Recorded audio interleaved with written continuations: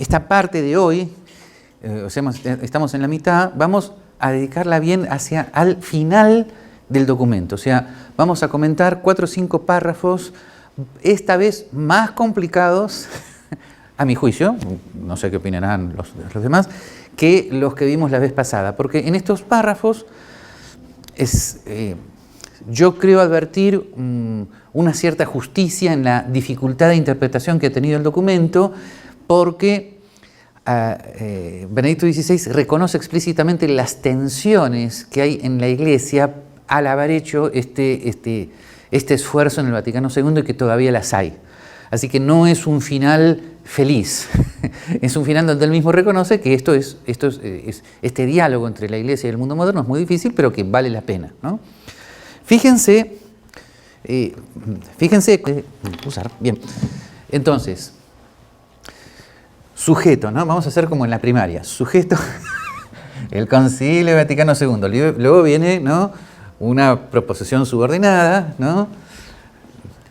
Este párrafo, no me van a negar que leído a primera vista puede llegar a ser muy difícil. Dice, revisó o incluso corrigió, atención, no dogma, pero miren, algunas decisiones históricas, pero en esta aparente discontinuidad, bueno, aparente o no, discontinuidad en cuanto a las decisiones históricas, ¿no?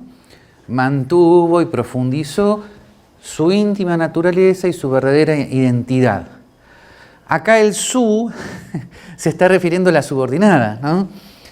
¿Por qué? Porque esta revisión de esas decisiones históricas tiene que ver con este intento de aceptación del mundo moderno, o sea, con la nueva definición de la relación de la fe de la Iglesia y ciertos elementos esenciales del pensamiento moderno, que ya dijimos cuáles son. O sea, recuerden que acá Benedicto XVI no hace la diferencia que hace mi maestro, el padre Francisco Leocata, entre iluminismo y modernidad. En este caso, los elementos esenciales del pensamiento moderno que el concilio asume son lo que, en mi opinión, son los que Francisco Leocata llama una modernidad católica, que queda... que yo diría, son aspiraciones, aunque nunca plenamente logradas desde el punto de vista del ambiente cultural, ¿no? Y recuerden cuáles son estos elementos esenciales. Distinción, pero no separación. Distinción entre de la naturaleza y competencias de Iglesia y Estado, o sea, la sana laicidad, no el laicismo.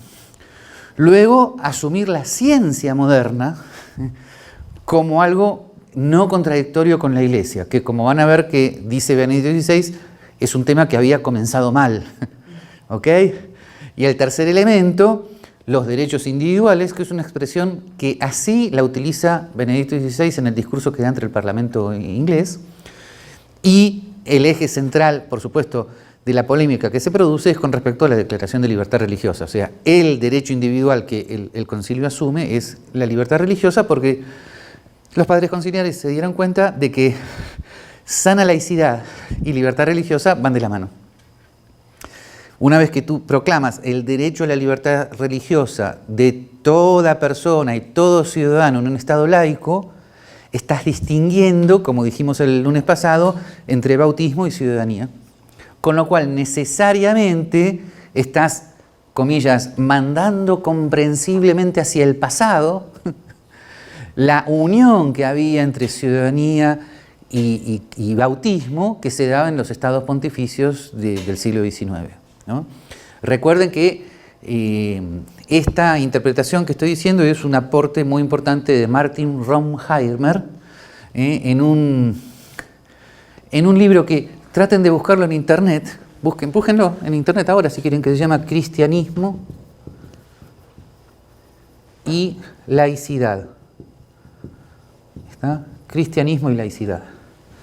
Creo que es lo mejor que se ha escrito sobre este tema. Y acá está como una especie de confesión de que el asunto era difícil y sigue siendo difícil, ¿no? Quienes esperaban que con este se refiere a la relación entre Iglesia y mundo moderno que hace el Vaticano II, quienes esperaban que este sí fundamental implicara una desaparición de todas las tensiones, tanto fuera de la Iglesia como dentro. ¿Ven? Quienes esperaban que esto tuviera un desarrollo así tranquilo dentro de la Iglesia Católica habrían subestimado esas tensiones internas. Incluso, fíjense, habla de la peligrosa fragilidad de la naturaleza humana, que en todos los periodos de la historia es una amenaza para el camino del hombre. O sea, en última instancia es como si le estuviera diciendo, nunca a la Iglesia le es sencillo dar estos pasos, porque es la misma fragilidad humana la que produce las dificultades en cuanto a la distinción de lo aceptable, de no lo aceptable, de lo permanente, de lo contingente. Entonces esta tarea no es nada sencilla. Así que bueno, este párrafo también es muy importante como diciendo, bueno, esto no iba a ser fácil, ¿no? Bien, o sea, a ver, no es cuestión de ponernos a protestar contra los problemas de interpretación que trajo el Vaticano II como si fuera absolutamente sencillo haber hecho esto. No, por eso siempre les vuelvo a decir, es imposible entender el esfuerzo enorme del Vaticano II si no tenemos conciencia del problema anterior. O sea, esas decisiones históricas contingentes a las cuales, sin embargo, la Iglesia estuvo adherida aproximadamente 17 siglos. La Iglesia nunca tuvo una unión entre lo temporal y entre lo eclesial y lo temporal al estilo de los imperios islámicos. Pero el criterio de que el pontífice era el criterio último de legitimidad del príncipe secular se mantuvo siglos y siglos.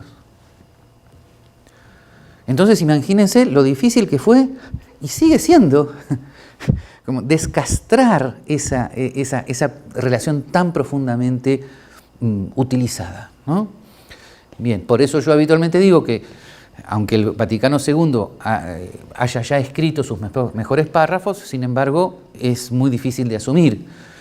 Así como antes había... el término derecha-izquierda es cualquier cosa, pero bueno, a ver, con las aclaraciones, así como el franquismo fue un clericalismo de derecha, si sos católico entonces tienes que ser partidario de la monarquía corporativa, o tipo Franco. Ahora hay un clericalismo de izquierda. Si eres católico, entonces eres redistribucionista, socialista, lo que quieras, ¿no? O sea, todavía la distinción entre esfera y Estado y la ubicación de los aspectos contingentes y opinables es como si no hubiera llegado, ¿no?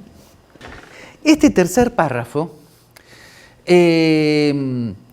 lo que está haciendo es reiterar lo anterior. Estos peligros, con las nuevas posibilidades y el nuevo poder del hombre sobre la materia y sobre sí mismo, no ha desaparecido. Adquieren nuevas dimensiones. ¿Qué quiere decir?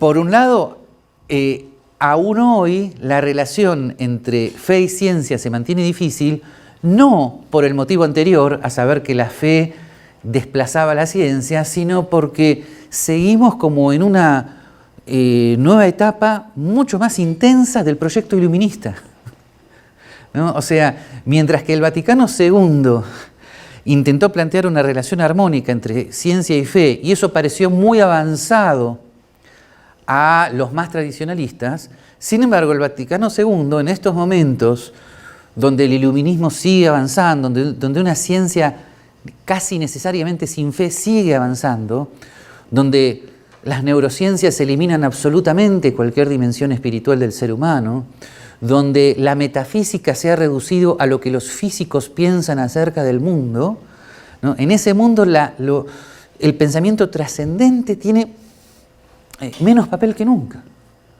¿no? Así que el Vaticano II, frente a estas circunstancias actuales, ha quedado como más tradicionalista de la mirada que tenían los tradicionalistas católicos del Vaticano II.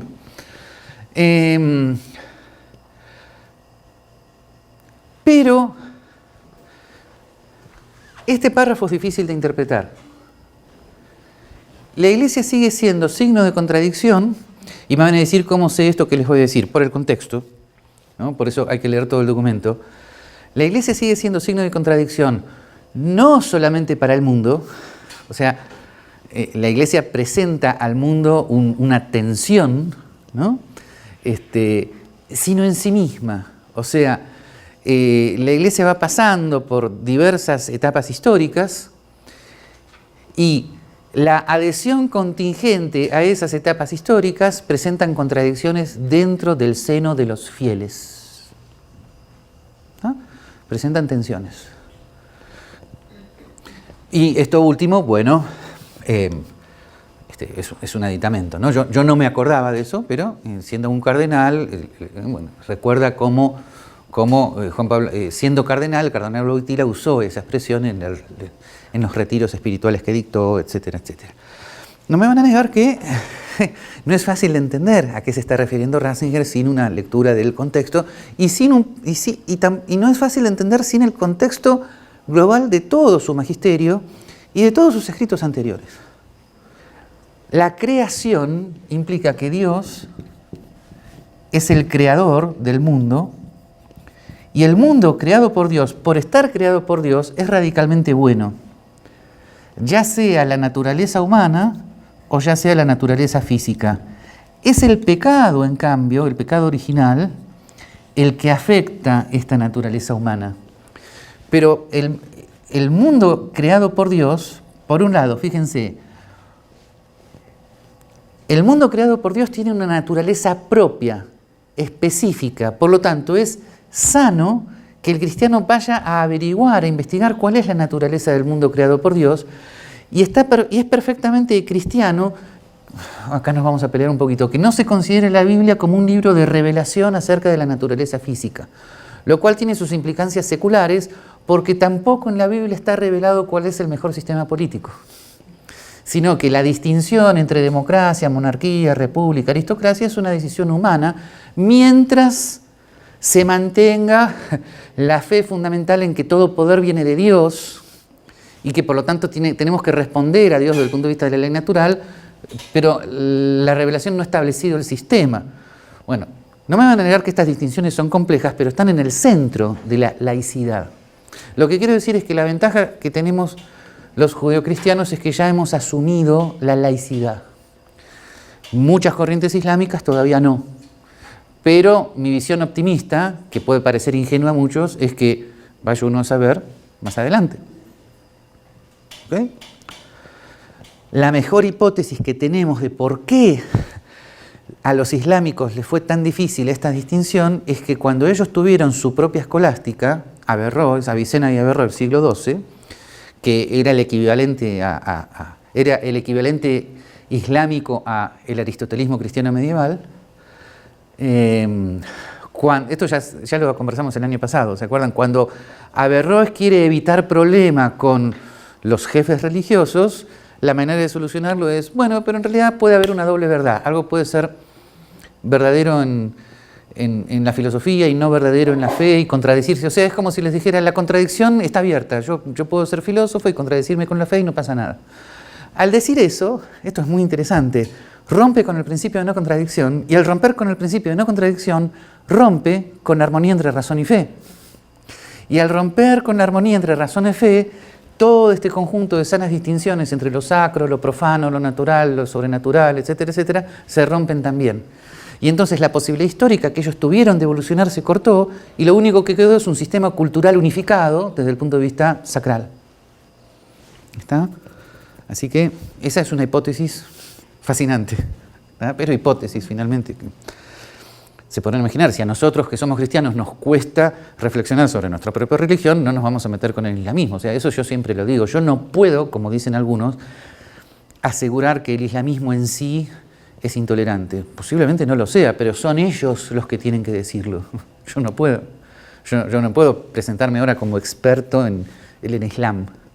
Pero estoy abierto a que ellos desarrollen una interpretación de sus propias escrituras compatible con el mundo moderno. O sea, lo que estoy diciendo es que espero que en un futuro ellos tengan su Vaticano II. Y posiblemente lo están teniendo y no nos damos cuenta porque posiblemente los que estén pensando en eso tienen que salir exiliados de algún lugar y refugiarse en algún otro. Bueno, en fin. El concilio no podía tener la intención de abolir esa contradicción, etcétera, etcétera. O sea, el concilio plenamente consciente de estos signos de contradicción, de estas tensiones internas y externas, etcétera, etcétera. Pero fíjense cómo sigue. No cabe duda de que quería eliminar contradicciones erróneas o superfluas. Todavía tenemos mucho camino que recorrer sobre esto. o sea, hay muchas cuestiones erróneas o superfluas, que no es lo mismo superfluo que lo erróneo, dentro de la Iglesia Católica hoy, pero por lo menos en su momento, justamente las contradicciones erróneas o superfluas que se tratan de superar, son las que habían dejado planteadas, son las que habían quedado planteadas en el magisterio, sobre todo de Pío IX, con la Quanta Cura y el Sílabus, donde había un rechazo en bloque de toda la modernidad, que o era erróneo porque Pío IX no pudo distinguir entre el imperio napoleónico laicista y la sana laicidad norteamericana, erróneo porque no la pudo distinguir, o superfluo, porque superfluo fue y es el modo concreto de organización social y política de los estados pontificios, que a muchos les parecía dogma de fe. ¿Ok? Ahora, todo esto, esta eliminación de estas contradicciones erróneas o superfluas, fíjense para qué es, para presentar al mundo actual la exigencia de un evangelio en toda su grandeza y pureza. Bueno, lamentablemente después de Vaticano II y con todo lo que ha sucedido, parece como que este objetivo no se ha cumplido, pero esto tiene que ver con lo que vamos a decir el viernes. Es una sana esperanza suponer que la Iglesia va a tener una autoridad moral mayor ante los fieles y, no, eso fue mal dicho, ante el mundo, cuando se vaya desprendiendo de lo erróneo y lo superfluo, ¿no? Que forma parte de lo contingente. Forma parte de lo contingente. Entonces ahí sí está la sana esperanza de que la Iglesia pueda presentarse con toda su grandeza y su pureza, pero bueno, estamos lejos de la grandeza y la pureza. Ahora, obviamente, desde el punto de vista de la fe, en el credo que ambas denominaciones compartimos, la Iglesia es una, santa, católica y apostólica. Desde ese punto de vista nunca pierde esto, pero cuando se adhiere a lo superfluo, ante el mundo lo pierde. Entonces, acá hay una aclaración por parte de Ratzinger muy interesante. Dice, el paso dado por el concilio hacia la edad moderna, entendida como ya lo hemos definido muchas veces, y acá él dice que de un modo muy impreciso se ha presentado como apertura al mundo. Y claro, acá está como haciendo una advertencia, ¿no? Algunos padres conciliares muy de avanzada o que se van muy para adelante, dicen, bueno, nos hemos adaptado al mundo, estamos abiertos, como si el mundo, en sus aspectos más contingentes e incluso más erróneos, hubieran avanzado sobre la Iglesia. Entonces él dice, cuidado con esta expresión, apertura al mundo, ¿no? Hay una apertura dialogal, obviamente, hay otra, y vuelvo a decir, hay una visión de la palabra mundo más precisa, pero el modo que tiene Benedicto XVI de resolver este problema es que a él le gusta más hablar de edad moderna que de mundo de manera así, de manera con un interrogante, ¿no? Bien, y acá agrega algo fascinante. Todo este trabajo del Vaticano II implica volver a la relación entre razón y fe, ahora bajo circunstancias nuevas. Pero vuelvo a decir, a ver, vamos de vuelta a una obra importantísima de Ratzinger, que es Introducción al Cristianismo. En Introducción al Cristianismo, él dice, en las sociedades míticas, donde había un animismo y un panteísmo total, no podía haber ninguna distinción entre Dios y el mundo. En cambio, el cristianismo, con la creación, introduce una distinción esencial entre Dios y el mundo. O sea, la noción de creación necesariamente implica que el mundo no se confunde con Dios, porque el mundo es finito, mientras que Dios no es finito, se lo conoce vía negación. Pero esta relación entre Dios y el mundo no significa separación entre Dios y el mundo. No significa que Dios va por un lado y el mundo para el otro sin comunicación, sino que toda la escolástica, Santo Tomás de Aquino, va estableciendo que la relación entre Dios y el mundo es una relación de participación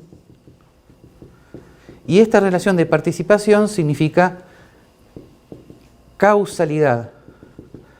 O sea, Dios siempre es la causa del mundo, en el sentido de que lo mantiene en el ser.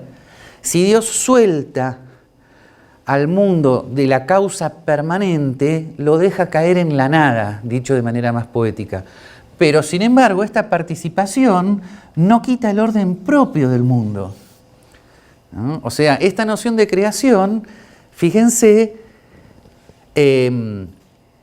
soluciona de alguna manera la dicotomía entre deísmo, siglo XVIII, Voltaire, Kant, etc., y voluntarismo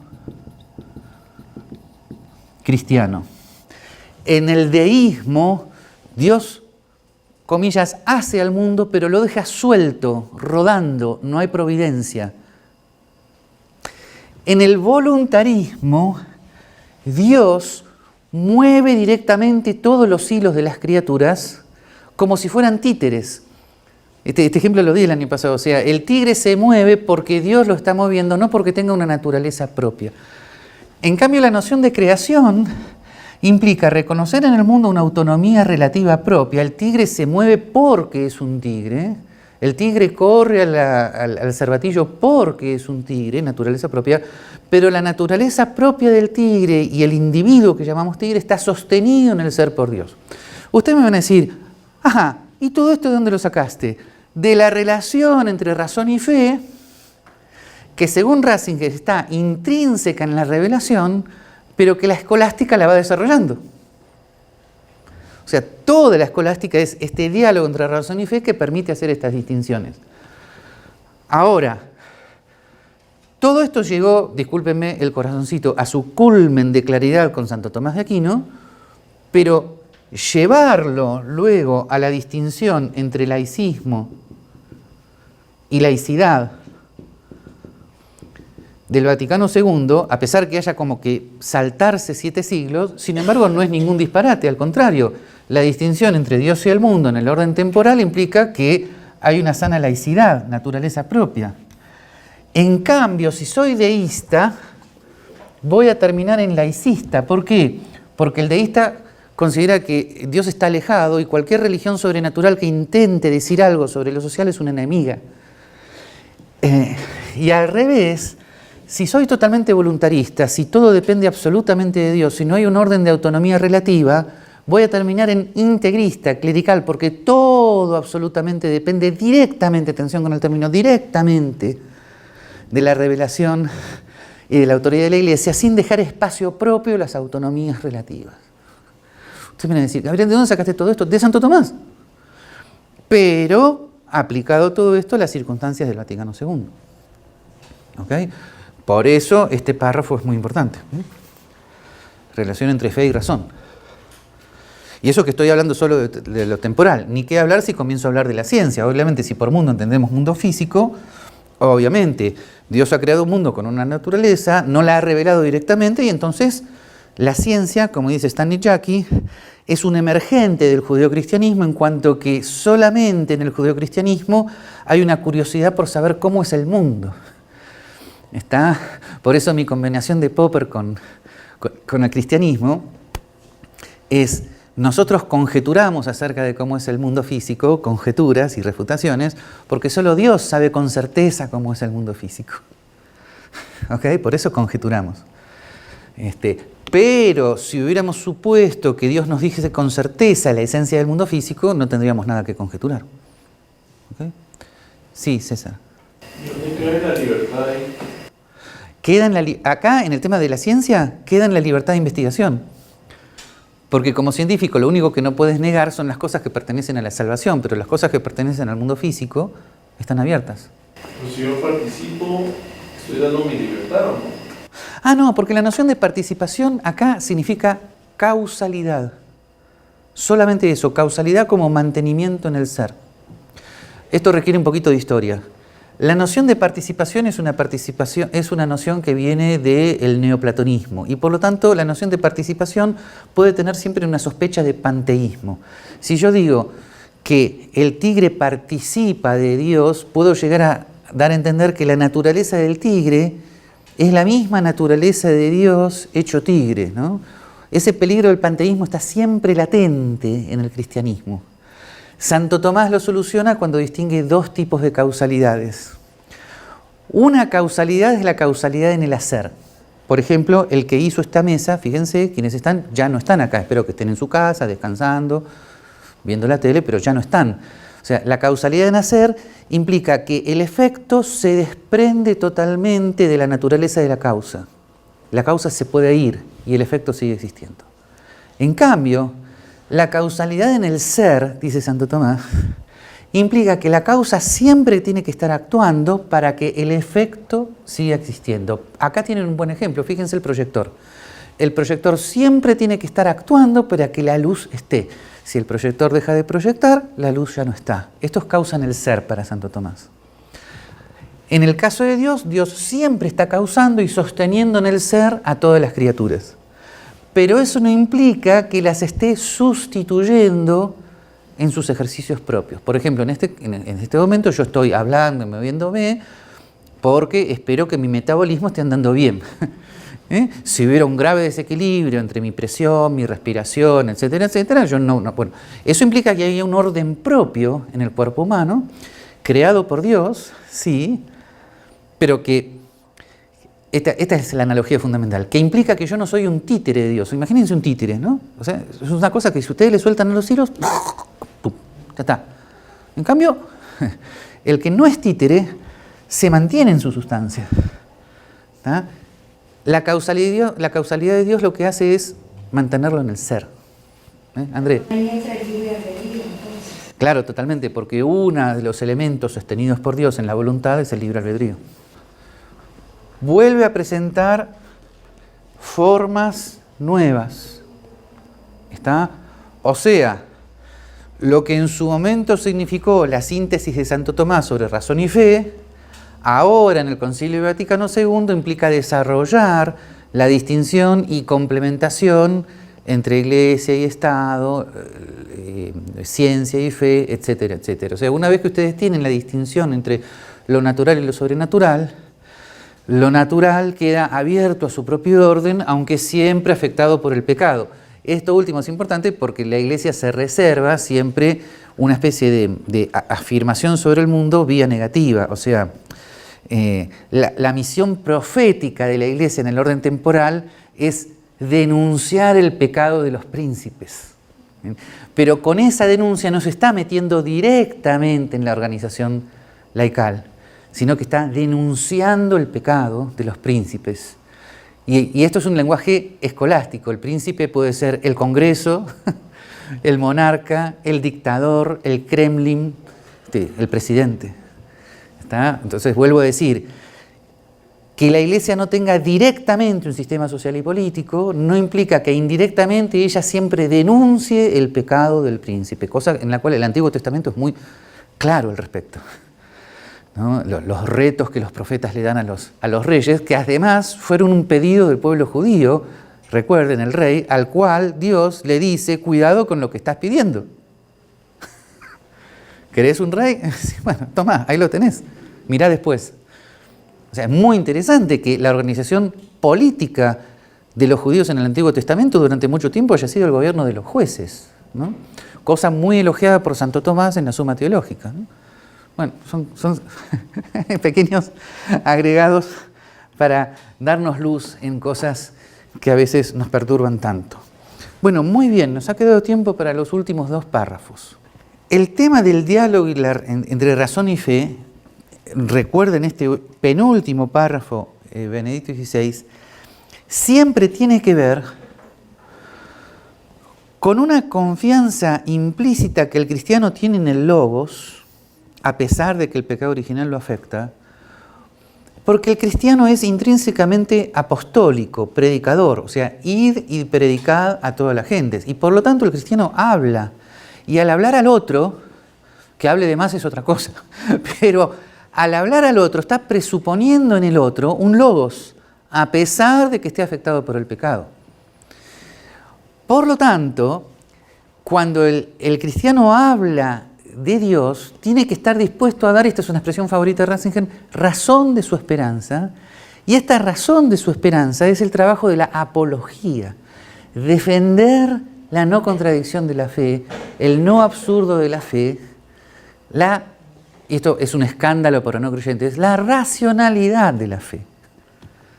La racionalidad del Evangelio, Juan, por supuesto, ¿no? Bueno, ¿ok? Entonces, esto es lo que él está recordando. Recuerden la famosa escena de San Pablo en el Areópago, y prácticamente, como dice uno de los autores que yo he seguido durante toda mi vida, que es Miguel Federico Sciacca, toda la tarea de los primeros padres de la Iglesia y luego de toda la escolástica es finalmente una tarea apologética. ¿Está? Por eso los que entendemos así el trabajo de la teología de Santo Tomás, no sentimos que estemos haciendo filosofía. Estamos, cuando seguimos a Santo Tomás, lo que estamos haciendo es la máxima apología de la fe que se puede hacer. Por supuesto, al hacer esa apología de la fe, la razón, iluminada por la fe, permítanme decirlo de este modo, se exprime hasta la última gota. En esas gotas hay elementos que se pueden utilizar como diálogo para el mundo moderno. Pero en ese sentido no sería propio, no sería del todo apropiado hablar de un Santo Tomás filósofo, sino que es el teólogo que exige a su propia razón el acto de defensa de la fe. Gente, esto es más importante de lo que habitualmente suponemos. En uno de los diálogos más importantes de Ratzinger, que les recomiendo a todos que lean, que es el diálogo que él tuvo en el año 2000 con un filósofo agnóstico, que ahora se me fue el nombre imperdonablemente. Tuvo un diálogo con un filósofo italiano y fue un debate muy interesante, muy respetuoso, pero lo que este filósofo agnóstico le dice a Ratzinger es muy sintomático. Le dice, mire, yo no tengo ningún problema en que usted sea budista, católico, marciano, lo que quiera. Lo que no puedo soportar, no sé qué palabra utilizó, es que usted me diga que eso está fundamentado en la razón. ¿No? ¿Por qué? Porque el agnóstico finalmente se asusta de alguien que le puede defender al cristianismo sobre la base de una razón que él en última instancia tiene que compartir. ¿Está? ¿Ok?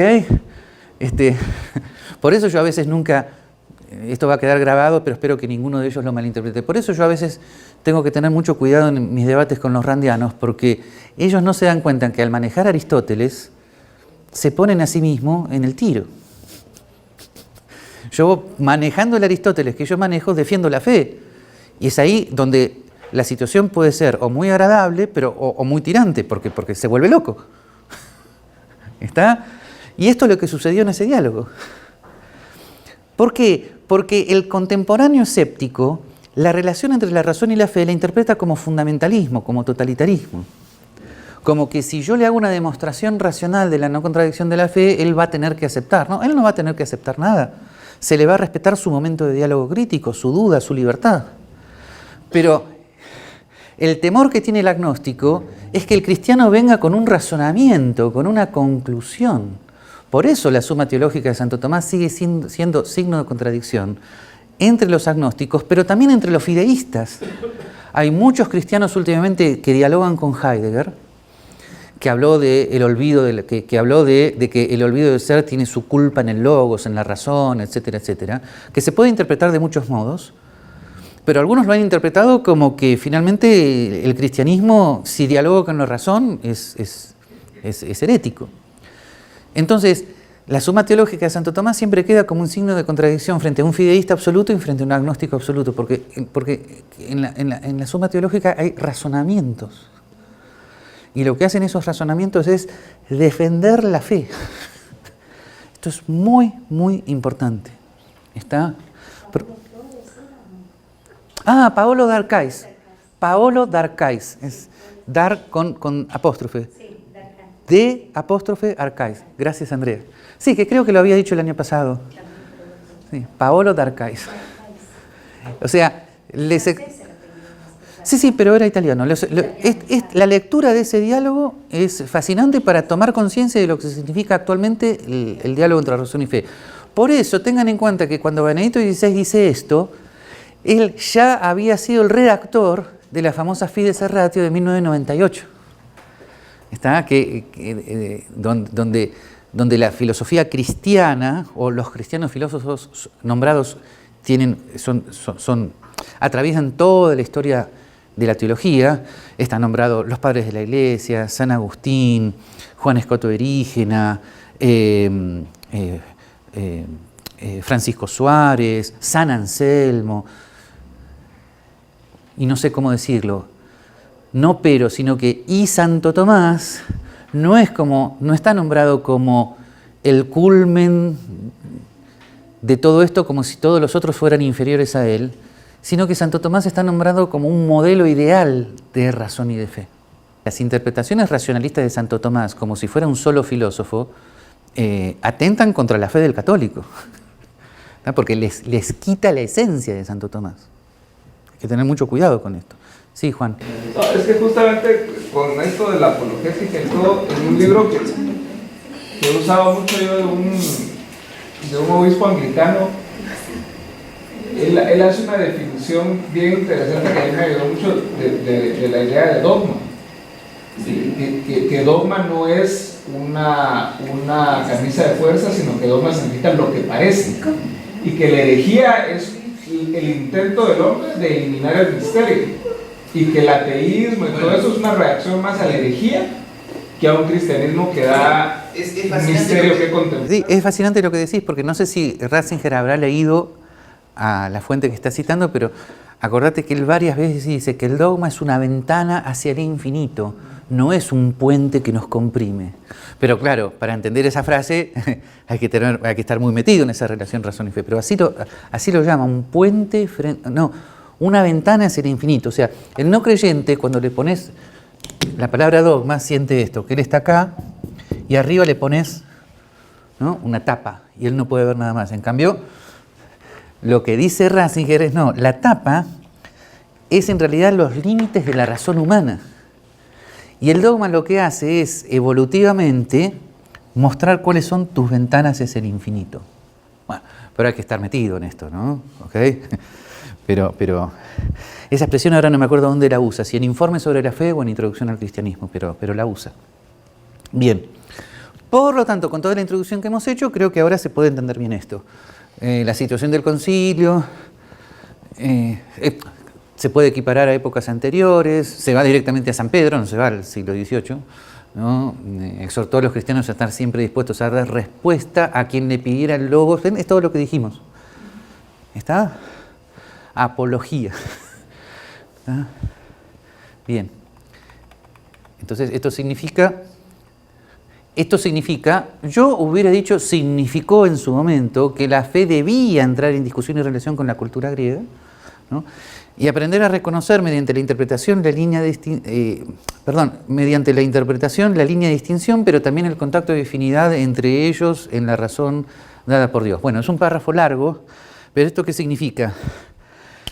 Que el cristianismo, mediante los primeros padres de la Iglesia, vio en la razón griega una razón humana debilitada, pero que sin embargo había llegado a algunas conclusiones compatibles con la creación.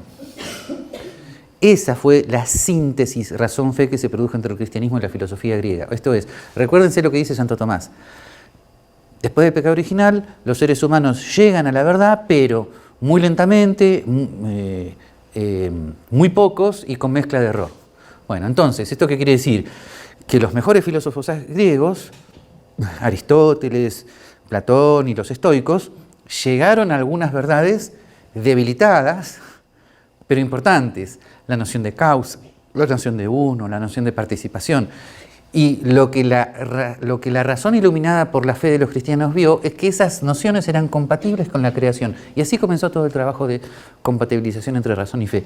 Y por eso recuerden que el año pasado les dije que el texto de Ratzinger, de Benedicto XVI, que es el discurso a Ratisbona, que es un año después de esto, en septiembre de 2006, aclara perfectamente que la síntesis cristiana entre la filosofía griega y el cristianismo no fue la helenización del cristianismo, como dicen algunos teólogos posmodernos, sino que fue la cristianización del helenismo, fue distinto.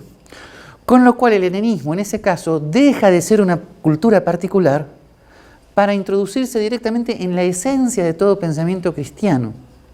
Y por lo tanto, lo que antes era helénico, ahora se convierte en universal. Acá un reconocimiento de Santo Tomás. Cuando había un peligro de entrar en una contradicción inconciliable entre la razón y la fe, fue sobre todo Santo Tomás de Aquino quien medió el nuevo encuentro entre la fe y la filosofía aristotélica, ¿no? No fue lo único que hizo Santo Tomás, pero fue lo más original. Digamos, según Etienne Gilson, en el siglo XIII hubo dos aristotelismos. En los siglos II y III hubo dos aristotelismos, el aristotelismo de los árabes y el aristotelismo cristiano medieval, de San Alberto Magno y Santo Tomás. El aristotelismo cristiano medieval no era solo aristotelismo, significó que a la tradición agustinista anterior, Santo Tomás le agrega lo que a mí me gusta llamar a veces la técnica aristotélica. Esto es una forma totalmente personal de decirlo, la ingeniería aristotélica. Porque cuando ustedes leen el comentario en la metafísica de Aristóteles, que tradujo Guillermo de Moerbeke, ese comentario es un análisis del lenguaje y de los conceptos uno tras otro, es lo que hoy llamaremos filosofía analítica. Las distinciones, o sea, el trabajo filosófico de ese Aristóteles reinterpretado es enorme. Y eso le da a Santo Tomás instrumentos de lógica, de metafísica, de antropología filosófica, que aumentan la posibilidad de diálogo entre razón y fe, elementos que los teólogos anteriores no tenían. Podemos hablar de ejemplos, ¿no? Pero entonces, no es que Santo Tomás de Aquino reduce la fe a Aristóteles, sino que al contrario, lo eleva a cosas a las cuales Aristóteles no hubiera soñado nunca, porque además lo reinterpreta. Pero lo reinterpreta fuerte. Como diría Humberto Eco, no es una decodificación aberrante. El texto daba para ser reinterpretado, pero lo tuvo que reinterpretar. La noción de creación no estaba en Aristóteles, es más, estaba negada por ignorancia. La noción de alma inmortal estaba totalmente dubitativa. O sea, por eso a Averroes en cierta medida le es más fácil reconciliar a Aristóteles con ciertos elementos de la fe islámica que no afirmaban el inicio del mundo o la inmortalidad del alma. Así que esto es siempre muy, muy interesante de recordar. Fíjense, bueno, ¿no? La ardua disputa entre la razón moderna y la fe cristiana, que en su primer momento comenzó mal, obvio. Sobre el tema de Galileo podemos decir muchas cosas, si ustedes quieren después del recreo lo repasamos, pero todos intuimos que comenzó mal.